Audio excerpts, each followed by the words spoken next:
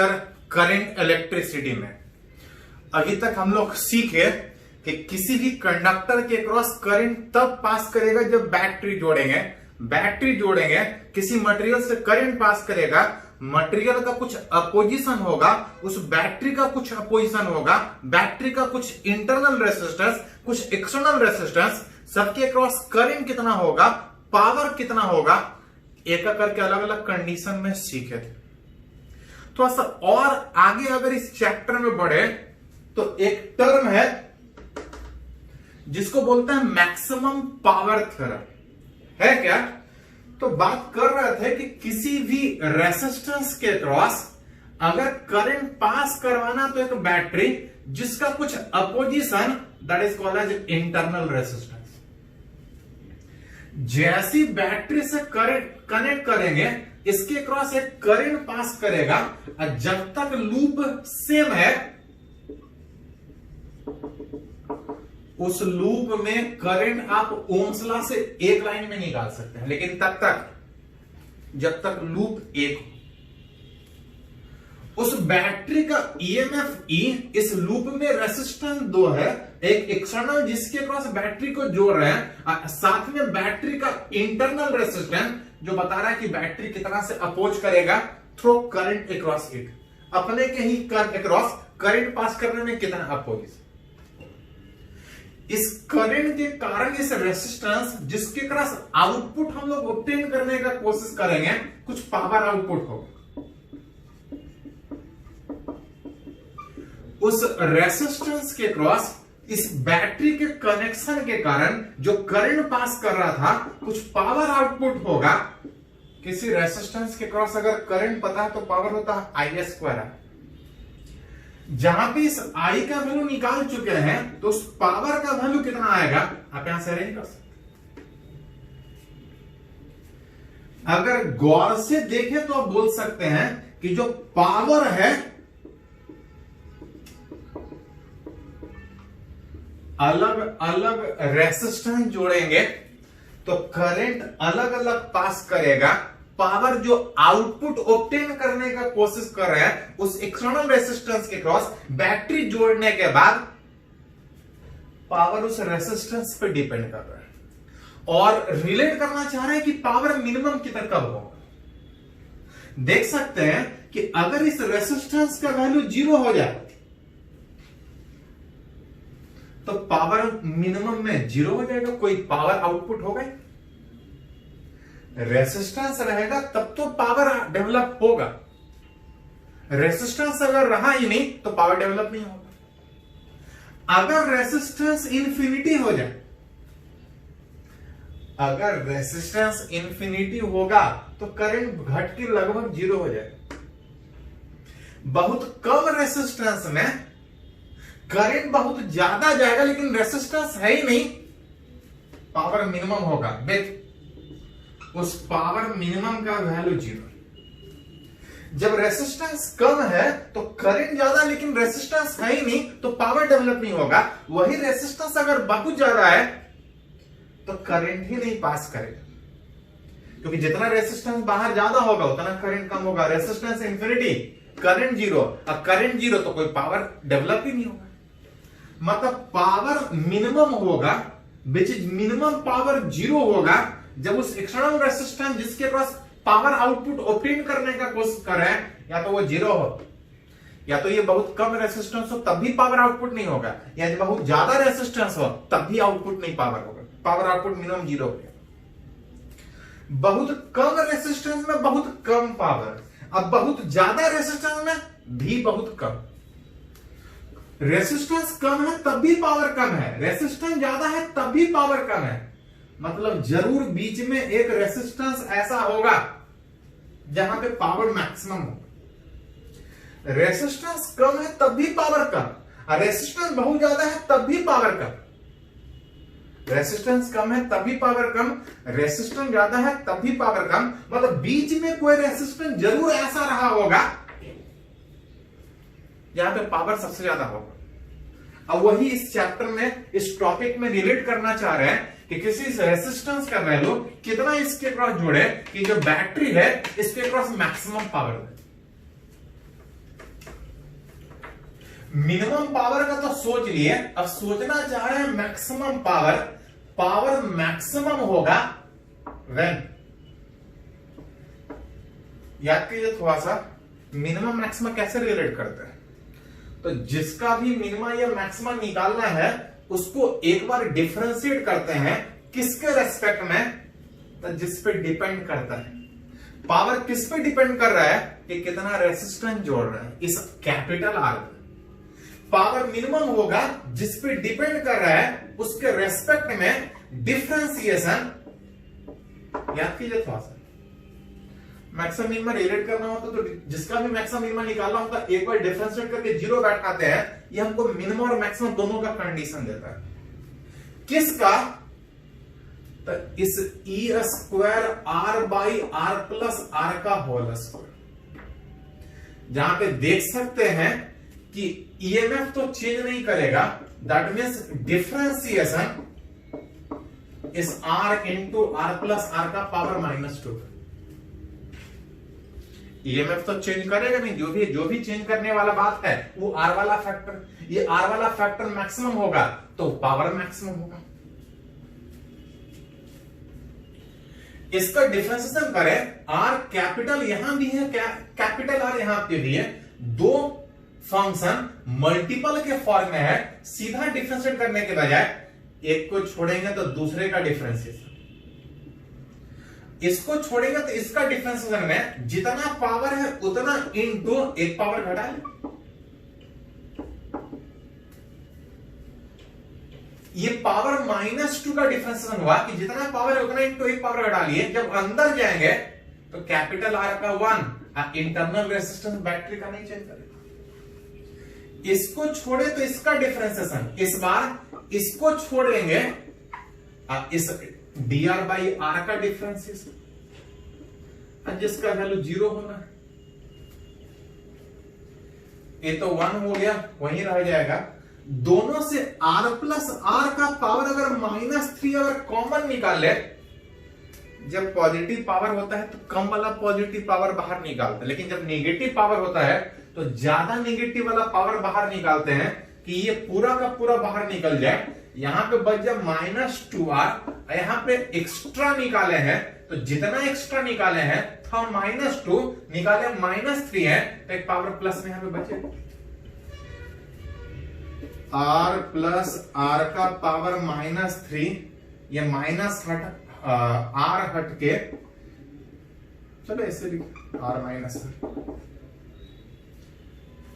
Power सबसे कम था जब एक्सटर्नल रेजिस्टेंस या तो 0 बहुत कम या बहुत ज्यादा, दोनों के बीच एक रेजिस्टेंस ऐसा सोचना चाह रहे हैं कि पावर जहां पे मैक्सिमम रिलेट कर रहे हैं, तो पावर मैक्सिमम तब होगा जब इसका डिफरेंस 0, इसका डिफरेंस 0 तब होगा जब ये वाला 0, ये वाला 0 तब होगा जब या तो ये 0 या r प्लस आर का पावर -3 कभी भी 0 नहीं होगा। रेजिस्टेंस कभी निगेटिव नहीं होता है, और दोनों पॉजिटिव है, कितना भी जोड़ लीजिए कभी 0 नहीं होगा। देन आप लिख सकते हैं r माइनस आर बराबर 0, मतलब r बराबर उस बैटरी का इंटरनल रेजिस्टेंस और एक्सटर्नल रेजिस्टेंस उल्टा। अगर उस एक्सटर्नल रेजिस्टेंस का वैल्यू अगर बैटरी के इंटरनल रेजिस्टेंस के बराबर है, बहुत कम में पावर 0, बहुत ज्यादा में रेजिस्टेंस में तभी पावर 0। दोनों के बीच एक रेजिस्टेंस, उस एक्सटर्नल रेजिस्टेंस का वैल्यू अगर उस बैटरी के इंटरनल रेजिस्टेंस के बराबर है तो उसमें बैटरी उस एक्सटर्नल रेजिस्टेंस के क्रॉस मैक्सिमम पावर देगा। ये तो एक रिजल्ट डिराइव किए, थोड़ा सा यूज भी करेंगे और भी इसमें, पहले इसको थोड़ा सा नोट कीजिए, इसको नोट कीजिए पहले।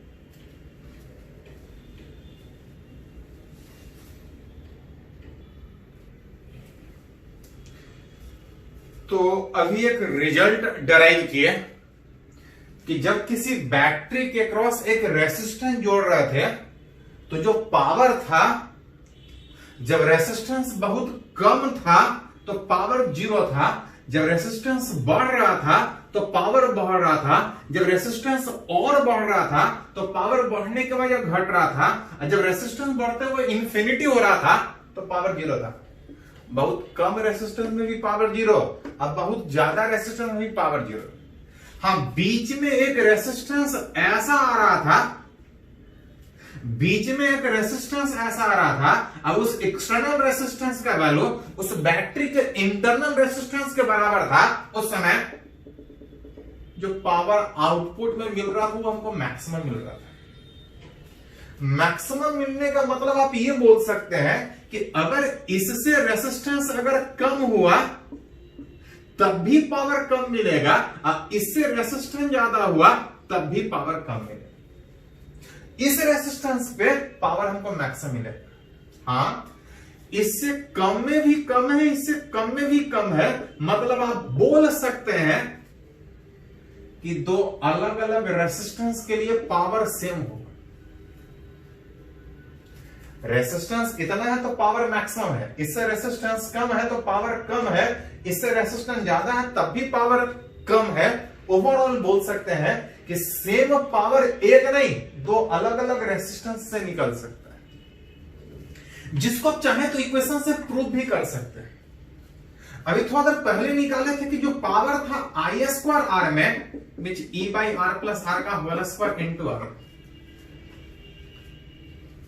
अगर इसको थोड़ा सा क्रॉस मल्टीप्लाई करके अगर ब्रैकेट तोड़ने का कोशिश करें तो A square plus B square plus 2ab into P is equal to E square आ रहेगा। अगर थोड़ा सा सारे को एक साइड अगर अरेंज करने का कोशिश करें तो आर स्क्वायर पी, यहां से अगर ब्रैकेट तोड़े तो आर स्क्वायर पी, और इधर वाला फैक्टर अगर एक साथ रखें तो 2rrp minus E square are बराबर 0। This equation is quadratic in capital are. Quadratic in capital are का मतलब हुआ this equation is quadratic in capital are. यहां से आर कॉमन निकाल सकते हैं। This equation is quadratic in capital are का मतलब सेम इस आर के लिए, सेम इस रेसिस्टेंस का एक नहीं दो दो वैल्यू होगा जिसके लिए पावर सेम होगा, जो कि लिखा है this equation is quadratic in capital R. मतलब बोल सकते हैं that is there are two value of resistance for which there is same power. Same power एक रेसिस्टेंस के लिए नहीं, आर में क्वाड्रेटिक है, आर का एक वैल्यू नहीं, आर का दो दो वैल्यू आएगा जिसके लिए पावर सेम डेवलप। मान ले रहे हैं R1 R2 जिसके लिए पावर सेम डेवलप होगा, तो R1 इंटू R2 याद कीजिए, अगर R1 R2 दो अगर इस इक्वेशन का रूट है तो उस रूट का जो प्रोडक्ट होता है alpha into beta is equal to C by A होता है। याद कीजिए थोड़ा सा, रूट का सम माइनस बी बाई है, रूट का प्रोडक्ट सी बाई है। रूट का प्रोडक्ट सी बाई ए में आर में क्वाड्रेटिक था तो इसका जो कोफिशिएंट होगा वो ए का काम करेगा, ई सी का काम करेगा, ई बी का काम करेगा। सी बाई ए में पी बाई आर स्क्वायर,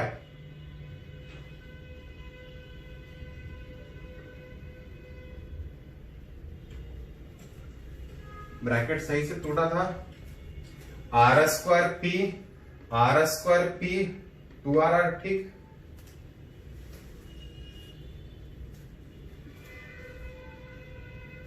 सच उल्टा लिख दिया। सी का मतलब यहां पे हो जाएगा आर, सही R square P divide by, इस ए का मतलब आप लिख सकते हैं are square into P.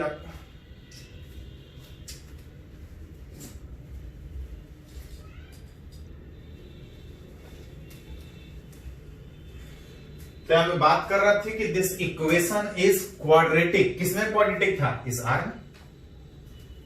Are में क्वाड्रेटिक का मतलब देयर इज टू रेसिस्टेंस जिसके लिए पावर सेम हो। अब उस R1 और R2 अगर दो रेसिस्टेंस के लिए पावर सेम है तो उस रूट का जो प्रोडक्ट था alpha into B that is equal to C by A. A होगा इस आर स्क्वायर का कोएफिशिएंट दैट इज पी, और ये आर का मल्टीपल बी का काम करेगा और ये सी का काम करेगा। P से P cancel out, R square that is R1 R2 is equal to जिस दो रेसिस्टेंस के लिए पावर सेम होगा उस दो रेसिस्टेंस का जो प्रोडक्ट होगा वो R स्क्वायर के बराबर होगा। बहुत बार तो खाली क्वेश्चन आपको मिल जाएगा बुक में, तो थोड़ा सा ध्यान में रखिएगा कि R is equal to R पे पावर मैक्सिमम, इससे कम रेसिस्टेंस तब भी पावर कम, इससे ज्यादा रेसिस्टेंस तब भी पावर कम, और जिस दो रेसिस्टेंस के लिए पावर सेम है उस R1 इंटू R2 का वैल्यू R स्क्वायर के बराबर। इसको पहले थोड़ा सा नोट कीजिए, तो आगे कुछ और इसमें बढ़ते हैं।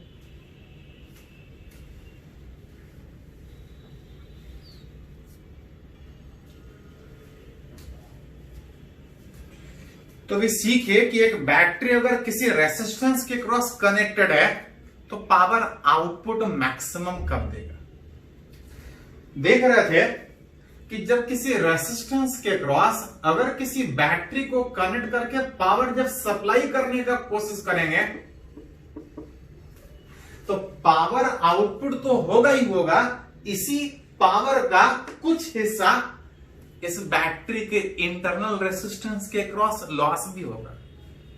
मतलब जितना बैटरी पावर अपना खर्च कर रहा है सारा का सारा आउटपुट में जाने के बजाय उस पावर का जो बैटरी खर्च हो रहा है उसका कुछ हिस्सा उस इंटरनल रेसिस्टेंस के क्रॉस लॉस में जाएगा। तब वहां पे एक फैक्टर यूज होता है कि उस प्रोसेस में बैटरी का इफिशिएंसी कितना है। पावर सप्लाई के प्रोसेस में जितना बैटरी एनर्जी खर्च कर रहा है उसका कितना हिस्सा आउटपुट में रेसिस्टेंस के क्रॉस आउटपुट में हमको मिल रहा है, दैट इज इफिशिएंसी कितना है, कभी कभी पूछा जाता है। एज अगर आप रिलेट करें, डिफाइन करें तो सारे जगह इफिशिएंसी का एक ही डिफिनीशन है। चाहे आप 11th में वर्क पावर एनर्जी पढ़िए या आप हीट में इफिशिएंसी का बात करिए, चैप्टर कहीं भी हो, इफिशिएंसी का मतलब यही एक ही होता है। इस प्रोसेस में अगर बात कीजिएगा कि बैटरी इस रेसिस्टेंस के क्रॉस पावर आउटपुट देने के लिए कुछ पावर खर्च कर रहा है, विच इज पावर जो इनपुट बैटरी दे रहा है उसका सारा का सारा आउटपुट में कन्वर्ट नहीं हो रहा है। उस इनपुट पावर का जो बैटरी खर्च कर रहा है कितना हिस्सा आउटपुट में कन्वर्ट हो रहा है, दोनों का जो रेशियो होगा that is called as efficiency. और तब कभी कभी हमसे पूछा जाता है कि अगर किसी बैटरी को किसी रेसिस्टेंस के क्रॉस कनेक्ट करें तो उसका इफिशिएंसी कितना होगा। अगर इस केस में अगर इफिशिएंसी अगर निकालें पावर आउटपुट बटा पावर इनपुट में, पावर ये बैटरी खर्च कर रहा है, कितना खर्च कर रहा है, तो लास्ट वाले लेक्चर में सीखे थे कि चाहे बैटरी पावर आउट खर्च करे या पावर स्टोर करे, वो हमेशा पावर खर्च या जो आउटपुट होगा उसका E इंटू आई। अपने ईएमएफ पे अगर सर्किट में करंट अगर I सप्लाइड कर रहा है तो जो पावर खर्च हो रहा है उस बैटरी का E इंटू आई। पावर इतना खर्च किया लेकिन पावर आउटपुट कितना मिल रहा है रेसिस्टेंस के क्रॉस, अब चाहे तो निकाल सकते। एक आई कैंसिल होगा, एक आई बच रहा है, जहां से इस आई दैट इज इस बैटरी के कारण लूप में करंट, लूप एक है, करंट सिंपली निकाल सकते हैं। आई बराबर ई बटा आर प्लस आर में, ई बटा आर प्लस आर में इंटू आर बाई ई वाला फैक्टर हट जाएगा, जो इफिशिएंसी आएगा अगर किसी बैटरी को अगर किसी एक्सटर्नल रेसिस्टेंस के क्रॉस कनेक्ट करें तो इफिशिएंसी कितना होगा आसानी से आप निकाल सकते हैं। बस आपको इतना चाहिए कि बैटरी का इंटरनल रेसिस्टेंस कितना है और उस एक्सटर्नल रेसिस्टेंस का वैल्यू कितना है, दोनों का अगर रेशियो रिलेट कर सकते हैं तो बता सकते हैं कि उसका इफिशिएंसी कितना। जैसे अभी थोड़ी देर पहले बात किए थे in case of maximum power supply,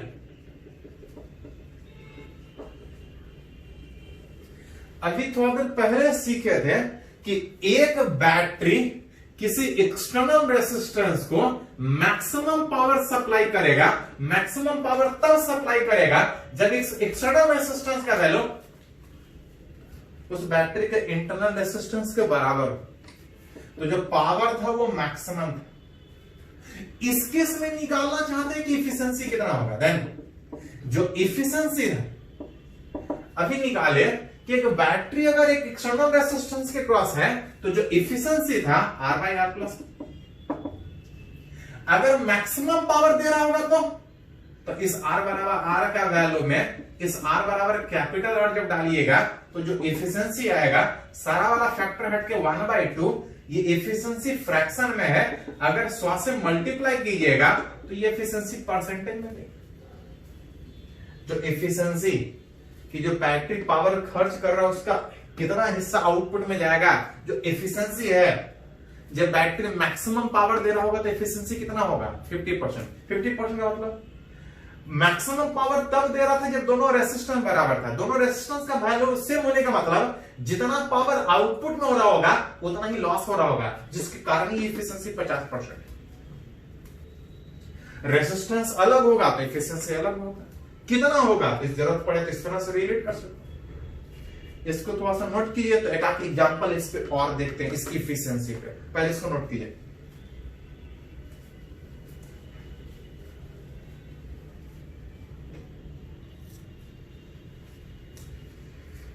तो अभी सीखे इफिशिएंसी कितना होगा, मैक्सिमम पावर कितना होगा। एक छोटा सा एग्जांपल और कंसीडर कर रहा है, बोल रहा है कि efficiency of a cell is 60% when connected across a resistance R। ये दिया है, निकालने नहीं बोला है, दिया है किसी बैटरी का इफिशिएंसी। पढ़े थे कि अगर किसी बैटरी का इफिशिएंसी किसी एक्सटर्नल रेजिस्टेंस के क्रॉस कनेक्शन के बाद निकालना है तो उस ईटा का वैल्यू R/R+ आता है। इफिशिएंसी दिया है 60%। 60% का मतलब 60/100 दैट इक्वल टू 3/5।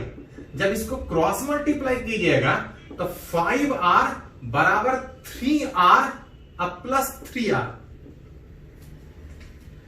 अरेंज कीजिएगा तो इधर आ जाएगा 2R बराबर 3R। एक रिलेशन निकल गया। दिया था कि किसी बैटरी को एक्सटर्नल रेजिस्टेंस जब R के क्रॉस कनेक्ट कर रहे हैं तो एफिशिएंसी 60% है। मतलब एक रिलेशन निकल गया कि उस बैटरी का इंटरनल रेजिस्टेंस और एक्सटर्नल रेजिस्टेंस में रिलेशन क्या है। लेकिन ये दिया हुआ था, दिया ये था और पूछा है कि find its efficiency when connected across a resistance. जो पिछली बार R रेजिस्टेंस के क्रॉस कनेक्टेड होने के बाद एफिशिएंसी बता रहा था, बोल रहा है कि अगर इसको R के बजाय अगर 6R के अक्रॉस अगर कनेक्ट करें तो एफिशिएंसी कितना होगा। कुछ R की जगह पे अगर 6R के अक्रॉस कनेक्ट करें तो पूछ रहा है एफिशिएंसी कितना होगा। जहां पे 6R/6R प्लस इस इंटरनल रेजिस्टेंस को हटा के लिख सकते हैं। R वाला फैक्टर हट जाएगा, 3 एलसीएम लीजिएगा तो ये 3 ऊपर जाके 6 × 3, 6 × 3 + 2 दैट इज 18/20। इस एफिशिएंसी को अगर परसेंटेज में लिखा जाए, R के क्रॉस कनेक्टेड था एफिशिएंसी 60%, 6R के क्रॉस कनेक्टेड होगा एफिशिएंसी 90%। अगर एफिशिएंसी बोलता एक ऐसे रेजिस्टेंस का वैल्यू जब R बराबर R तो पता है कि पावर मैक्सिमम होगा। आप उस समय एफिशिएंसी कितना होगा 50%। तो पहले रिलेट, तो जैसा पूछा जाए उस हिसाब से रिलेट कर सकते हैं। एक क्वेश्चन और है, ये नीट में भी पूछा है और जेईई मेन में भी पूछा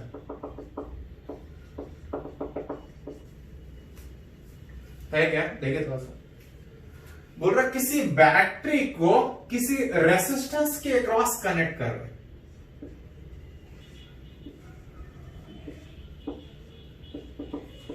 किसी बैटरी को किसी रेजिस्टेंस के क्रॉस कनेक्ट कर रहा है। R चेंज करेगा, पता है इस लूप का करंट चेंज करेगा, साथ साथ बोल रहा potential difference across external resistance. याद कीजिए थोड़ा सा, इस रेजिस्टेंस के क्रॉस पोटेंशियल डिफरेंस अगर करंट चेंज कीजिएगा तो वोल्टेज चेंज करेगा। अब वही बोल रहा है उसका ग्राफ खींच के दिखाना है। ऑब्जेक्टिव क्वेश्चन था, ऑप्शन दिया हुआ था, ऑप्शन में भी हटा दिए हैं। सिंपली रिलेट करना है कि अगर इस आर को चेंज करें, करंट चेंज करेगा, इसके क्रॉस वोल्टेज चेंज करेगा। वही पूछ रहा है इस आर के चेंज करने से जो वोल्टेज चेंज करेगा उसको ग्राफ से दिखाना। वोल्टेज इस रेसिस्टेंस के क्रॉस दो तरीके से निकाल सकते हैं, याद कीजिए पास। अगर करंट पता है तो आई आर, या उल्टा बैटरी के ईएमएफ के टर्म में लिखेगा तो ई माइनस आई आर। जिसके टर्म में लिखना है उसके टर्म में लिख सकते हैं। अगर दिया आर के टर्म में खींचने के लिए, तो अगर आर के टर्म में सोचे तो जो करंट होगा E by R plus. R change करेंगे तो वोल्टेज रेसिस्टेंस के क्रॉस चेंज करेगा। आर बढ़ाएंगे तो वोल्टेज बढ़ेगा, ई बता रहा बढ़ेगा, ई बता रहा घटेगा। ये बता रहा है कि वोल्टेज बढ़ेगा आर बढ़ने से, ये बता रहा घटेगा। सीधा नहीं सोच सकते।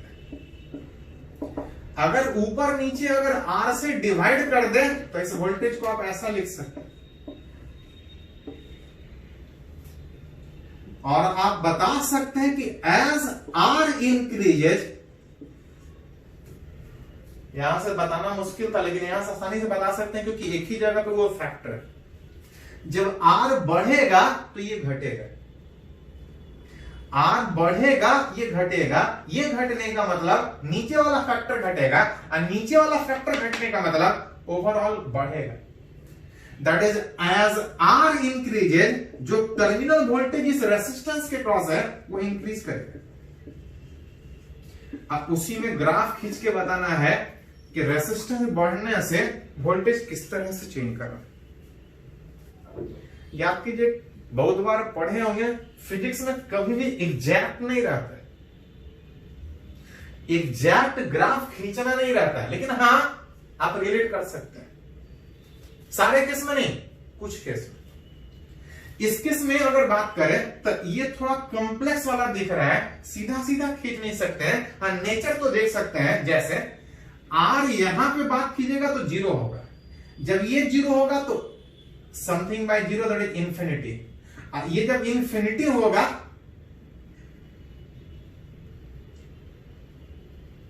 तो ये जीरो हो जाएगा।